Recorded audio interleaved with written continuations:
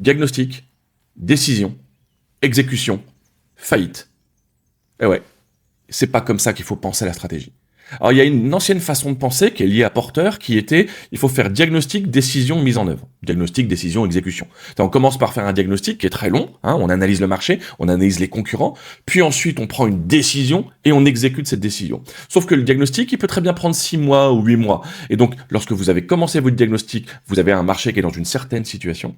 Lorsque vous l'avez fini au bout de 6 mois ou de 8 mois, votre marché c'est plus le même. Il y a peut-être eu des fusions, le client a peut-être changé, il y a peut-être eu une innovation, des nouveaux produits qui ont été lancés, la réglementation qui a changé. Donc votre marché, entre le début de votre diagnostic et la fin de votre diagnostic, il n'a plus rien à voir. Et le résultat, c'est que si vous prenez une décision basée sur le diagnostic, vous prenez une décision qui est basée sur le passé.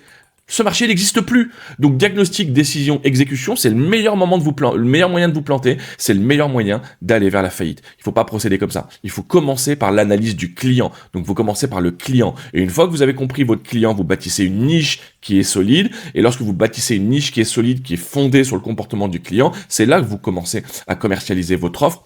Une offre qui sera complètement adaptée au comportement du client. On commence pas par le diagnostic, on commence par le client.